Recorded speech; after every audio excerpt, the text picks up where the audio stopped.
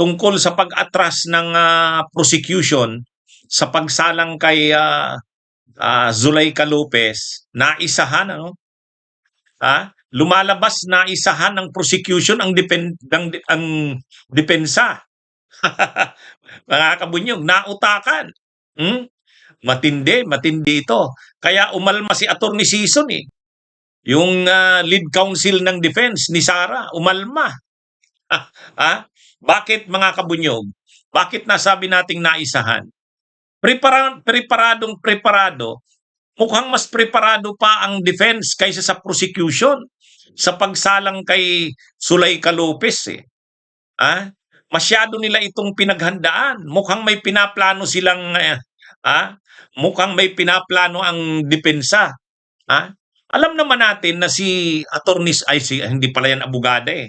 Dati tinatawag kong attorney, hindi naman pala abogada. Zuleika na lang. Zuleika na lang, mga kabunyog. Hindi naman pala nakapasa sa bar. Sabi ng Bilyonaryo News Channel.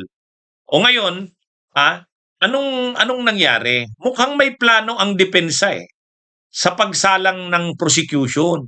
Kumbaga, o sige, isasalang ng prosecution si Zuleika Lopez. Ano yan? Mukhang nag-rehearse ng matindi. Ang nag-practice ng matindi ay si Zuleika at ang defense. Kasi pag sinalang ng prosecution si Zuleika, bibigyan din ng pagkakataon ang defense na questionin din si Zuleika. At malamang, sabi nga ng iba, baka mayroong dramang pinaplano si Zuleika at saka si Sara eh. 'Di ba? Usap-usapan 'yon na pag-appear ni Zuleika, posible ring sumipot bigla si Sara. May mga drama pa si Attorney Michael Pua. Pag tinatanong, sisipot po ba si BP Sara? Sabi ni Michael Pua, hindi namin alam. Abangan. Wow, may mga pa-excite pa. So mukhang may pinaplano sila. Talagang may plano sila na gamitin talaga si Zuleika. Ang magsasalang kay Zuleika ay ang prosecution, pero sisiguraduhin nila na magagamit ng defense si Zuleika kontra sa prosecution. Ay mukhang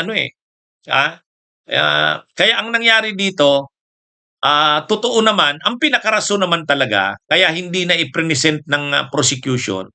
Una, wala nang oras. Masyado nang nabubor na ang tao. Lalo pat ang defense, kapag nagtatanong, ang haba-haba, yung kanilang mga cross-examination, pabalik-balik. Kaya ang ginawa ng prosecution, total na-prove na rin naman nila yung authenticity ng video, yung investigasyon na sinagawa ng NBI.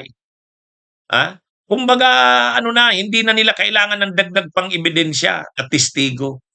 Ang last na lang talaga si Matibag. Sa Tuesday yan. Kaya ang sabi ng prosecution, wag nang i-present si Zuleika. Kahit yung Colonel Bello, hindi na rin. Plus may 6 pang iba, hindi na rin ipipresent. Kaya ang daming binawas ng prosecution. Ang gustong mangyari ng prosecution, magsimula na doon sa Article 1, yung confidential funds. Kaya next week magsisimula na yung tungkol sa confidential funds. Tapos na itong Article 4, itong grave threats. Kaya ito mga kabunyog, tama lang yun. Kasi ang ginawa na yan ng prosecution, tama lang. Medyo kasi humahaba ng masyado yung tungkol sa grave threats. Pero ang isa pang napaganda dyan, anumang binabalak ng defense tungkol sa pag-testify ni Zuleika, hindi na tuloy. Sigurado may binabalak yung defense doon. Kaya lang, hindi na mangyayari yun. Kung anumang binabalak nila, halimbawa, may plano bang magdrama si Zuleika? May plano bang mag-iiyak si Zuleika tapos nandun si Sara? Hindi natin alam ano talagang kanilang drama. Kaya kung anuman ang plano ng depensa para magamit si Zuleika laban sa prosecution, wala na yon.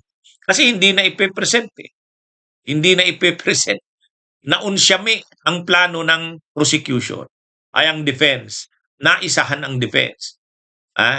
Kaya kahit yung mga plano siguro ng defense na pahabain ang trial hanggang sa ang tao mawala ng interes, hindi na yan mangyayari ngayon. Kasi ang daming mga testigo ang inalis ng prosecution, hindi na. Oh, wala. Kaya na-outmaneuver, sa madaling sabi, na kontra-maniobra ng prosecution ang defense. Unang-una, dito kay Zuleika Lopez, baka may mga drama silang pinaplano. Drama ni Sara at ni Zuleika. Ha? Hindi na nangyari yan. Kasi wala na, hindi na ipipresent.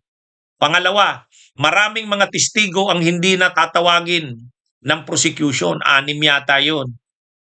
Ay kung ang plano ang estratehiya ng defense, pahabain ang trial para ang tao mawala na ng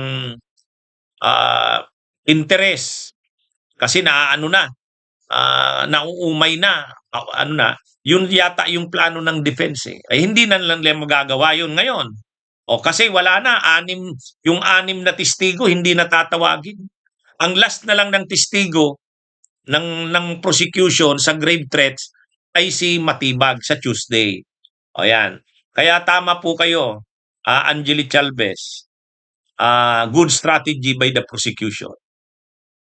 Kumbaga, marami nga ang nagsasabi na risky kasi talaga kung ipapatawag si Zuleika. Risky. Hindi alam kung anong plano ni Zuleika at ng defense. Sigurado may plano 'yan. Ngayon, kung ano man yung plano nila na 'yan, wala na 'yon. Kaya ang nangyari, umalma si Attorney Sison, nag-deliver ng kanyang manifestation. Sabi ni Attorney Sheila Sison, humingi siya ng sabi niya sa presiding chair,